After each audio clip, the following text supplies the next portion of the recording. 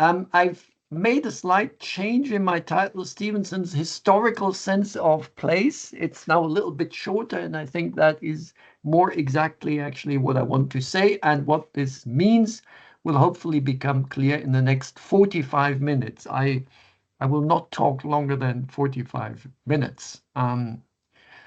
Okay, here's my table of contents. I will begin with Stevenson as a theorist and historian of setting. Then I will give two illustrations of Stevenson's ideas taken from Henry Fielding and Charles Dickens. Then I will focus on two novels by Stevenson himself, the setting in Kidnapped and the setting in Weir of Hermiston. And I would like to begin with the story of how Treasure Island came into being. It has its origin in Stevenson spending time with his stepson Lloyd Osborne, and Lloyd Osborne had just discovered watercolors, and either Lloyd or Stevenson painted a map, and this map inspired Stevenson to write Treasure Island. So you could call this the birth of the story from the spirit of the map. Places or settings have an intimate connections to the stories that happen in these places or settings, and they can even be the starting point of these stories. And Stevenson theorizes this connection more generally in an essay that he wrote on the heels of Treasure Island, a gossip on romance. And here is the passage. One thing in life calls for another. There is a fitness in events and places. The sight of a pleasant arbor puts it in our mind to sit there. One place suggests work, another idleness, a third early rising and long rambles in the dew.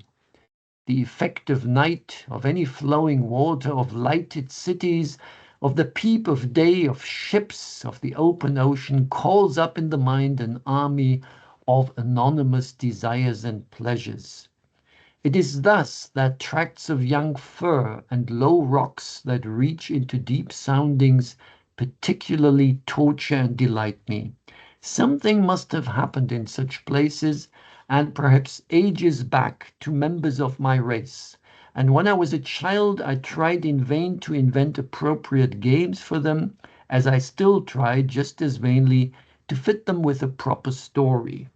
Some places speak distinctly. Certain dank gardens cry aloud for murder. Certain old houses demand to be haunted. Certain coasts are set apart for shipwreck. Some places speak distinctly. Here you have again the principle that settings carry meanings, that there is an intimate connection between events and stories and the places they happen in. And different settings suggest different stories and vice versa. Now, this principle is not news to literary scholars, although it is nice to have it expressed with Stevenson's characteristic eloquence. But Stevenson doesn't leave it at that. In another essay, he adds an historical point to his theory of setting. And this is my next quotation, where he talks about a change in the use of setting by writers from the 18th to the 19th century. And here his writers who are representatives of the different periods are Henry Fielding and Sir Walter Scott. This touches the difference between Fielding and Scott. In the work of the latter, true to his character of a modern and romantic, we become suddenly conscious of the background. Fielding, on the other hand, although he had recognized that the novel was nothing else than an epic in prose, wrote in the spirit not of the epic, but of the drama. To the end, he continued to see things as a playwright sees them. And remember, Stevenson started out as a Fielding started out as a playwright. The world with which he dealt, the world he had realized for himself and sought to realize and set before his readers, was a world of exclusively human interest. As for landscape, he was content to underline stage direction as it might be done in a playbook. Tom and Molly retire into a practicable wood. As for nationality and public sentiment, it is curious enough to think that Tom Jones is laid in the year 45, and that the only use he makes of the rebellion, so the Jacobite rising of 1745, is to throw a troop of soldiers into his hero's way.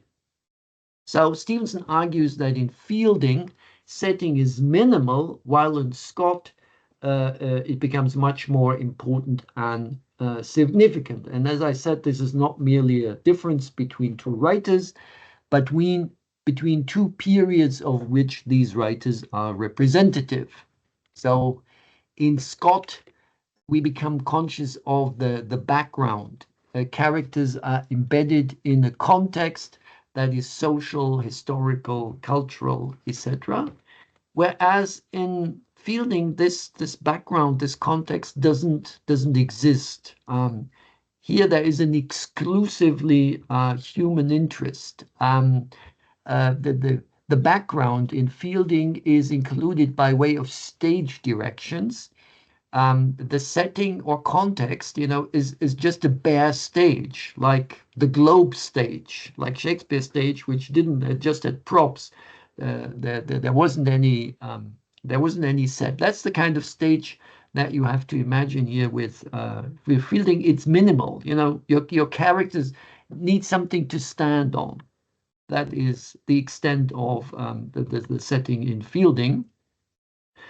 And he gives the example here of Tom and Molly. Tom has an affair with Molly Seagrim. They want to have sex.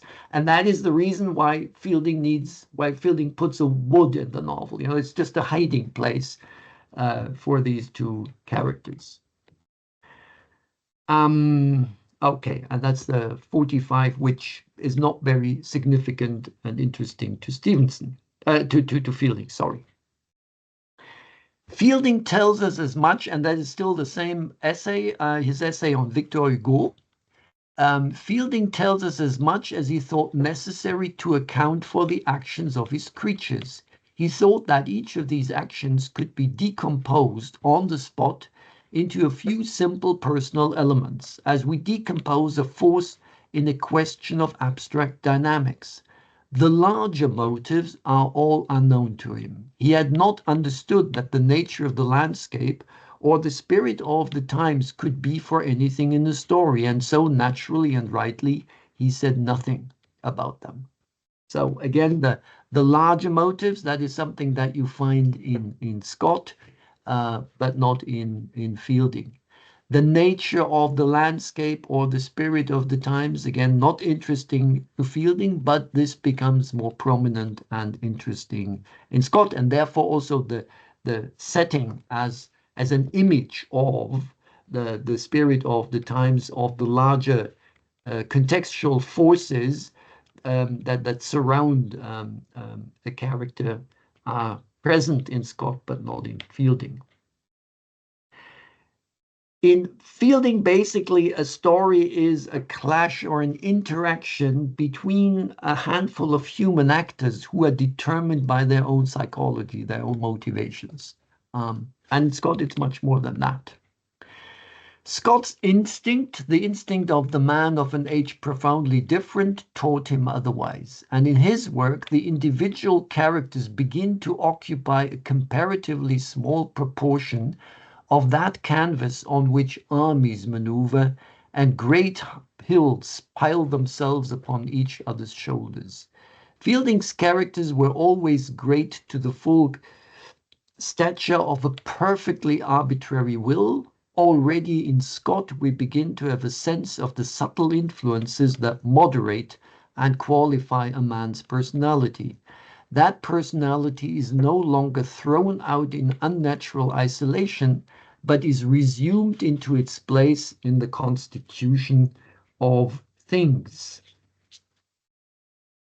So Stephen thinks in terms of paintings here, and he says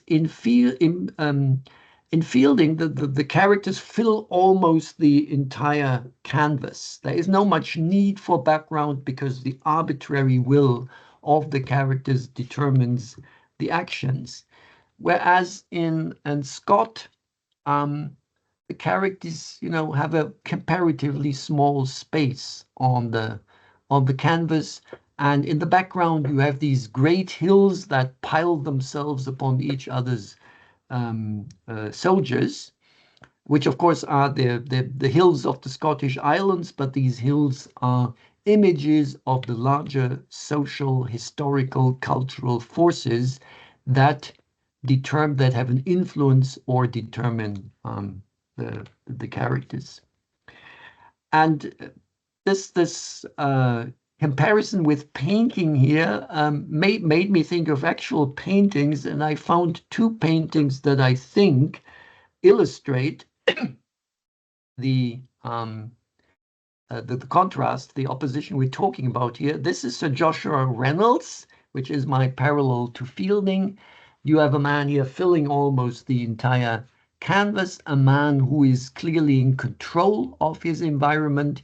He knows how to steer a ship, and he leans on this anchor, which is the image of a man exerting his arbitrary will on his environment. And then look at Caspar David Friedrichs, Wrack im Eismeer, so wreck in the polar sea. Here it's the other way around. The environment and the form of the sea and the ice determines the fate of the human beings. The ship cannot move anymore. The people have become very, very small, and the agency of the people is limited by the environment. Now, I would like to give you two examples that illustrate the differences that Stevenson talks about. And the example from Fielding, Fielding talks about Molly, Seagrim, and Tom having sex in this practicable wood. I cannot find this in Tom Jones. I think Stevenson is misremembering or making this up. So I've come up with another example from Fielding, and that's from Joseph Andrews. Nothing remarkable happened on the road. This is Joseph Andrews on the road early on in the novel, wanting to go back home to his girlfriend, Fanny. Nothing remarkable happened on the road till their arrival at the inn to which the horses were ordered, whither they came about 2 in the morning.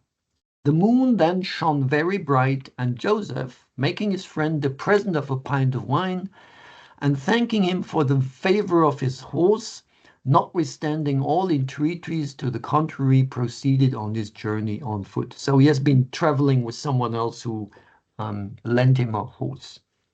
Now he's on foot. He had not gone above 2 miles, charmed with the hopes of shortly seeing his beloved Fanny, when he was met by 2 fellows in a narrow lane, and ordered to stand and deliver. He readily gave them all the money he had, which was somewhat less than £2, and told them he hoped they would be so generous as to return him a few shillings to defray his charges on his way home. So the elements of the setting here are very few. There's a road, there's an inn, there is a moon, and there is a narrow lane. And all of these are functional in terms of the action. They enable action. You need a road when you travel. You need an inn when you travel. The moon here shines very bright, not because of the symbolism of moonshine, which other writers would, of course, exploit. The moon shines here very bright because Joseph needs to travel at night. And we're in the 18th century and there are no street lights. If there was no moon, if there weren't any stars, he couldn't go on. The narrow lane is narrow because it helps the 2 highwaymen to rob him. It's ideal for them, to attack him and block his way and so on. So all of the details of the settings here are functional, enabling action. Ideally, I should give you an example from Sir Walter Scott to show you the opposite mode, but unfortunately, I haven't had much time to prepare this talk. Wolfgang Funk kindly referred to the edition that I've been working on, and last week, actually, I sent away the proofs of that edition, so I was buried with, swamped with work, and only had one weekend to put this together. So I'm giving you another example from the works of Charles Dickens, which is another sort of 19th century example for this new treatment of setting, where the setting is much more significant. This is from the famous first chapter of Charles Dickens' Great Expectation, where little Pip, the protagonist and the narrator, is a small boy in a churchyard looking at the graves of his parents and his brothers. And this is actually the second or the third paragraph here. Ours was the marsh country down by the river, within, as the river wound, 20 miles of the sea. My first most vivid and broad impression of the identity of things seems to me to have been gained on a memorable raw afternoon towards evening. At such a time I found out for certain that this bleak place overgrown with nettles was the churchyard, and this is now the inscription on his parents' tombstones, Philip Pirrip, late of this parish, and also Georgiana, wife of the above, were dead and buried, and that the flat, dark wilderness beyond the churchyard, intersected with dikes and mounds and gates, with scattered cattle feeding on it, was the marshes, and that the low leaden line beyond was the river, and that the distant savage lair from which the wind was rushing was the sea, and that the small bundle of shivers, growing afraid of it all and beginning to cry, was Pip. So it's a crucial moment in Pip's life. It's a moment of sense making, where he discovers himself and the world, as it were. And the starting point here is the identity. Oh, sorry, the identity of things up here in the fourth line. So he doesn't talk about himself first. The identity of things, and then the description moves outward from the churchyard in concentric circles through up to the distant sea. In the far distance. And only at the end of this journey outward, we come back and we learn about Pip, and Pip here is a bundle that reacts physically, shivering, and emotionally growing afraid to the environment. So the environment comes first, and then comes the human being, and the human being is strongly, strongly influenced by the environment. And if you know the rest of the wonderful first chapter of Great Expectations, you will recall that there is a man emerging from the graves, which will become a substitute. His own parents, Pip's own parents, are dead, and this man will become a substitute parent to him. And the man walks away from the churchyard at the end of the chapter towards the gibbet, towards the gallows. And Pip has the impression that this man will attach himself to the gallows. So another image for how a man is determined by his environment. Emerging from a grave, walking to attach himself to a gibbet. Okay. Now I will move on to Stevenson, and we will have a look at Kidnapped, published in 1886. I will briefly recall that I'm assuming more or less that you're familiar with it, you've read it at one time, but I will recall it briefly. The protagonist of Kidnapped is David Balfour, an 18-year-old lowlander who grew up south of Edinburgh. And the plot is that after the death of his parents, David seeks employment with his only relative, with Uncle Ebenezer, whom he doesn't know. But Ebenezer, his uncle, knows that David has a right to the family estate. And so Ebenezer basically wants to get rid of David. and that's why he pays a captain to kidnap David and take him to the new world where he will be an indentured servant and out of the way. So David is kidnapped, and on board a ship there is another man who really shouldn't be there, a Jacobite rebel by the name of Albrecht Stewart, who comes on board the ship through an accident, and David teams up with this man. The crew want to kill Albrecht Stewart because he has a lot of money, and David, makes a spontaneous ethical decision to just tell him, and the two of them, they successfully fight the rest of the crew, and they escape from the ship, and then they travel across the Highlands back to Edinburgh. It's not really traveling because they're basically in flight and in hiding. Because they're also suspected of a murder. Stevenson includes an historical event, the so-called Appin murder here. So they are in hiding while they're making their way across the Highlands. And finally, David succeeds in returning to Edinburgh, and with the help of Alan and the lawyer, he makes a deal with Uncle Ebenezer so that he will inherit the estate when Ebenezer is dead, and in the meantime he will have enough money to live on. Okay, the setting of the novel is various locations near Edinburgh. That's where we start, then the ship, and then the islands and the Highlands. The time is 1751, so this is not the Jacobite Rising exactly, but the aftermath of the Jacobite Rising, and you can see the repercussions of this in the most of all in the chapters that are set in the Scottish Highlands. And my claim now is, and I've taken quite some time to get to my central claim here. Since the novel is set in the mid-18th century, Stevenson treats the setting in the manner of Fielding. And I think this is quite a daring and a strong claim. So Stevenson will vary his treatment of setting according to the time in which a novel is set. And if you set it in the mid-century, you write in the manner of Fielding or Defoe. So this is what I need to illustrate, and here's a few examples. Here's an example. This is from early on in the novel. David is with Uncle Ebenezer here, and it is a night which is described as follows. It was a dark night with a few stars low down, and as I stood just outside the door, I heard a hollow moaning of wind far off among the hills.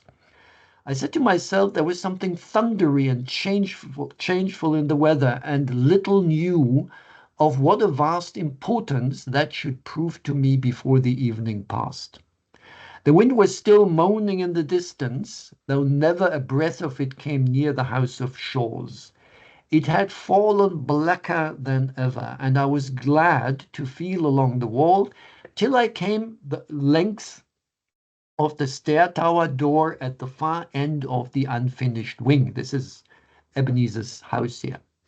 I'd got the key into the keyhole and had just turned it when all upon a sudden, without sound of wind or thunder, the whole sky lighted up with wildfire and went black again. Okay, so we have a strange sort of thunderstorm here. No thunder, but just the lightning. And you might say this is very symbolic. The approaching thunderstorm indicates the tension between David and Ebenezer. And David, suspects early on that Ebenezer wants to get rid of him. Is not well disposed towards him. And then the flash of lightning indicates the danger coming from Ebenezer. But you soon realize that the function of the thunderstorm and lightning is completely different.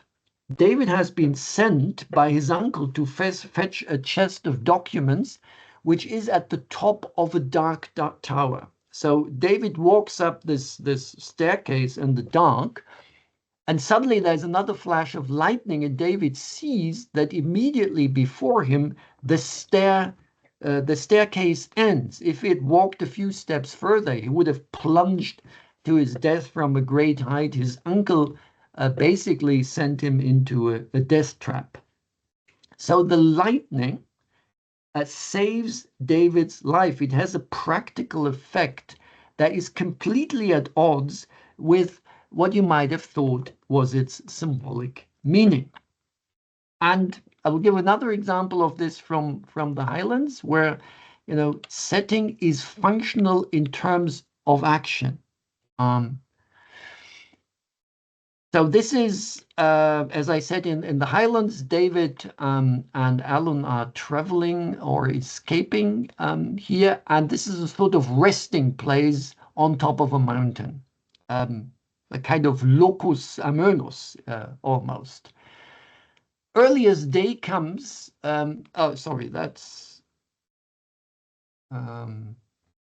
early as day comes in the beginning of July, it was still dark when we reached our destination, a cleft in the head of a great mountain, with water running through the midst, and upon the one hand, a shallow cave in a rock. Birches grew there in a thin, pretty wood, which a little farther on was changed into a wood of pines. The burn was full of trout, the wood of cushat doves. On the open side of the mountain beyond, whaups would be always whistling, and cuckoos were plentiful. From the mouth of the cleft, we looked down upon a part of Mamore and on the sea loch that divides the country from Appin, and this from so great a height as made it my continual wonder and pleasure to sit and behold them. The name of it was the Hugh of Corrinakey, and although from its height being so near from the sea, it was often beset with clouds, yet it was on the whole a pleasant place, and the 5 days we lived in it went happily. Okay, I call this a locus amoenus with the rest of the chapters about this flight. It's really a highly pleasant place, and you might look for symbolism here.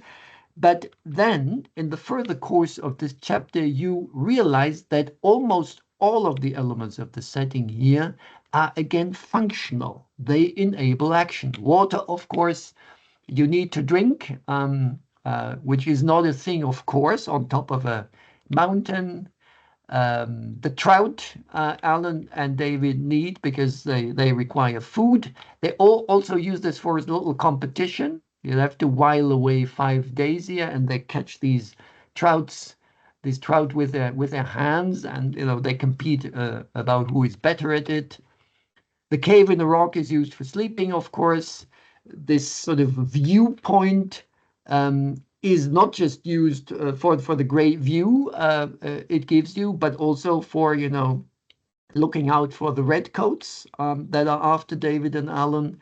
The cushat doves provide them with a quill that Alan uses to write a message to a kinsman, and even the trees, the birches and the pines, are used later on by Alan, when he fabricates another message for a man who is to help them in their flight, and this man can't read, so you need to work with symbols. So a very pragmatic, action-oriented treatment of the setting, as in Fielding. Now, this claim about the parallel between Kidnapped and the novels of Fielding requires 2 qualifications. The first qualification is that in Kidnapped, the setting is not only enabling, but it's also obstructive very often. When David is washed ashore, when he is escaped from the ship, he's washed ashore on a little island, the island of Erin, close to Iona, and he's basically imprisoned there for 3 days, and he almost dies because it's so cold in the middle of summer, because he has nothing to eat. And then only after 3 days, he discovers it's a tidal island, and he can just walk ashore, walk to the mainland when the tide is low. So very often the setting is also obstructive, but no matter whether it's enabling or obstructive, the focus is always pragmatic. What does the setting do to the action? What does it mean in terms of getting from A to B? It influences action and plot. It doesn't influence character. The second qualification is that Kidnapped is, to a certain extent, a historical novel. Stevenson points out that Fielding does nothing with the Jacobite Rising, and Stevenson himself, of course, has a much greater interest in the Jacobite Rising and its aftermath, and he represents the oppression of the Highlanders, the oppression from the English, of course, from the Redcoats, but also the oppression from their own clan chiefs who are in exile in France and still require their clan members to pay them a rent. So there are larger forces here that determine human action, but these, I think, in Kidnapped are sort of limited to the background, to the people that David and Alan pass on their journey. These people in the background, they are suppressed by the forces, oppressed by the forces of history and have very little agency.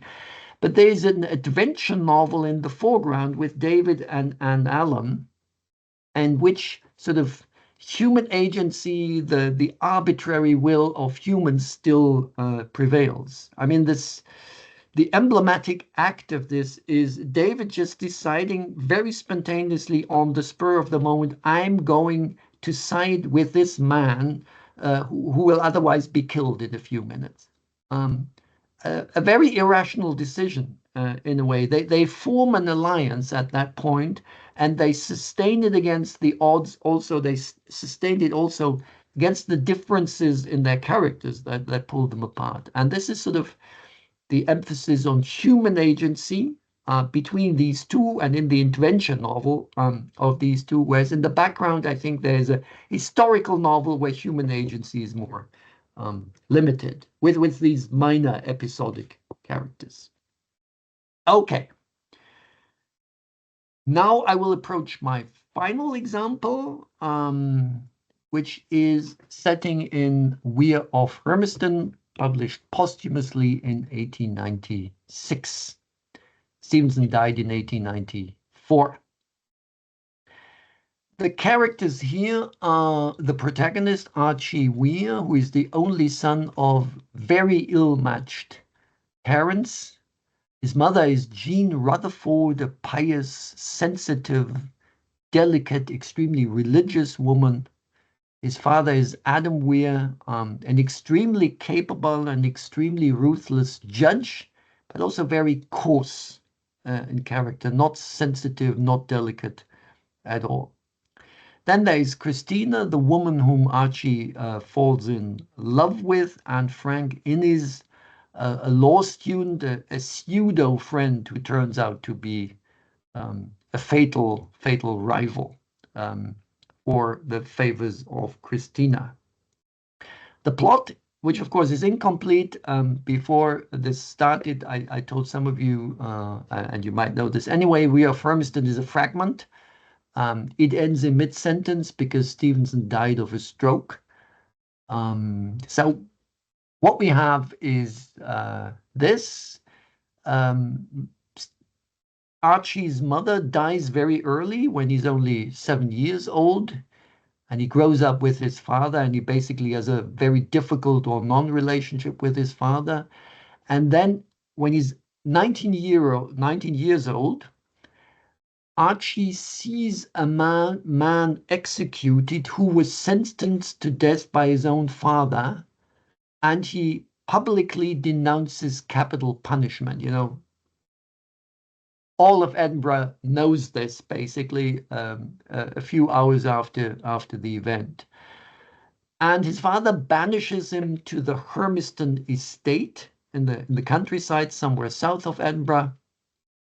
There he falls in love with Christina, a neighbor who will not be suitable in his father's eyes. His father doesn't know anything, but Archie is aware that he has a problem here. Then he's visited by Frank, who becomes a rival.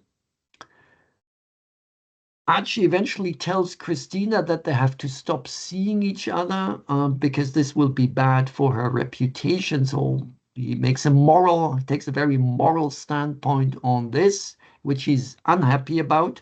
And this is where the novel ends.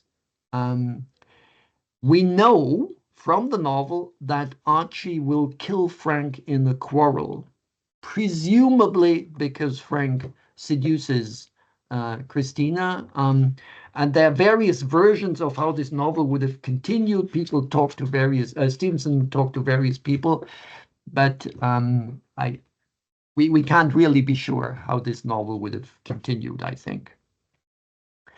The setting is Edinburgh and this Rutherford estate in the countryside, somewhere between Edinburgh and the border. Time is 1813. So here we are in the time of Scott. We are in the 19th century. And again, my claim here is that since the setting is in the early 19th century, we've come to a different period here. Stevenson treats setting in the manner of Scott. Okay, and now I have to look at my time here. I will skip this quote. I will just briefly indicate that this is the beginning of the novel, called Introductory, 2 paragraphs, is a description of a place. So the novel starts with the setting, not with a story, not with action. And it describes the place near the top of a mountain where Archie and Christina meet for the lovers' trysts. It's also where Archie's mother takes him when he is a child, and she tells him the story about the persecution of the Covenanters, which took place, and one of them was killed here at this place. But then what happens is, that's indicated by the final sentence, that Archie will kill Frank at precisely the spot. So his mother wanted him to sympathize with the Covenanters. But Archie does not follow the men who are killed, the persecuted. He becomes a persecutor. He becomes a killer. So this spot has a sort of force that it exerts on the characters that goes against Archie's mother's intentions. The logic of the place prevails over human intentions. And I'll skip the next quote as well for reasons of time. And I will focus on the chapter where Archie first meets Christina. And he meets her at church. And here he is walking to the church, and he's a bit late. On this particular Sunday, there was no doubt but that the spring had come at last. It was warm, with a latent shiver in the air that made the warmth only the more welcome. The shallows of the stream glittered and tinkled among the bunches of primrose. Vagrant scents of the earth arrested Archie by the way with moments of ethereal intoxication. The grey, Quakerish dale was still only awakened in places and patches from the sobriety of its winter colouring, and he wondered at its beauty, an essential beauty of the old earth, it seemed to him, not resident in particulars but breathing from the whole. A tuft of primroses was blooming hard by the leg of an old black table tombstone, and he stopped to contemplate the random apologue. Now the word apologue, which means something like fable or emblem, indicates the symbolism of the setting. And you could say that it's sort of the standard symbolism of springtime, the awakening of life and love after the darkness, the death and cold of winter, which here still is lingering in places. But here it can also be the other way around. The battle here between the forces of winter and spring, between life and death, that battle hasn't been decided. As you see in the next quotation, the voice of the aged torrents, that the preacher in the church, whom Archie hears from outside, within rose in an ecstasy, and he, meaning Archie, wondered if Torrance also felt in his old bones the joyous influence of the spring morning. Torrance, or the shadow of what was once there's a was too much, what was once Torrance, that must come so soon to lie outside here in the sun and rain with all his rheumatisms, while a new minister stood in his room and thundered from his own familiar pulpit. The pity of it, and something of the chill of the grave, shook him for a moment as he made haste to enter. So this indicates, the battle between winter and spring has not been decided, and you have a sense of the doom, of the tragedy that this novel is headed for. And this is not just sort of the author, providing symbolic background or orchestration above the characters' heads to the reader. It's also something that the characters themselves feel, and they feel it in their bones, and not just momentarily influencing their mood. Is much more fundamental. His heart beat in time, this is again Archie, to some vast indwelling rhythm of the universe. That's a very profound influence of the environment on the environment on the character. By the time he came to the corner of the valley and could see the kirk, he had so lingered by the way that the first psalm was finishing. The nasal psalmody, full of turns and trills and graceless graces, seemed the essential voice of the kirk itself, upraised in thanksgiving. So the the voice of the people is also the voice of the kirk. The two have become one. The place has merged with the characters here. And now comes my final quotation, and then I'm done after 45 minutes. I promised not to talk longer than that. Here Archie has entered the church. He has not yet seen Christina, that will still come, but he has entered the church, and he could not follow the prayer, not even the heads of it. Brightness of Asia, clouds of fragrance, a tinkle of falling water, and singing birds rose like exhalation from some deeper aboriginal memory that was not his, but belonged to the flesh on his bones. His body remembered, and it seemed to him that his body was in no way gross, but ethereal and perishable like a strain of music, and he felt for it an exquisite tenderness as for a child, an innocent, full of beautiful instincts and destined to an early death.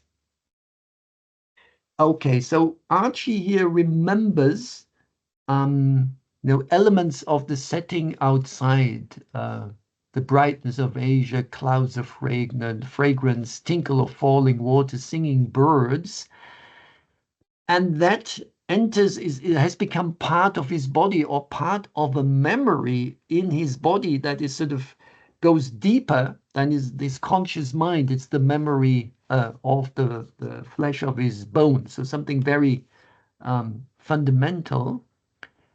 And his body is that of a child.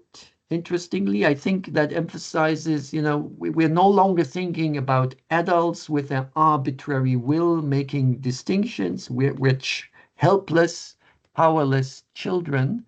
And this child is doomed to an early death. So again, the sense of tragedy in this novel. Now, what are these forces here that doom Archie, or at least some of the characters, to an early ending? I think primarily it's the contrary genes of his parents that are at war with him, in him. It's another, remember, this is the author of Jekyll and Hyde, and Archie is also plagued by duality. He has very opposite forces working within him, coming, from his parents who are so different. But there is also something much more elementary and fundamental here at work that pushes Archie towards his doom. I have the feeling that Stevenson here writes almost in the manner of Thomas Hardy. And with that, I will dry up, and I'm hoping for questions and comments and criticisms. Thank you.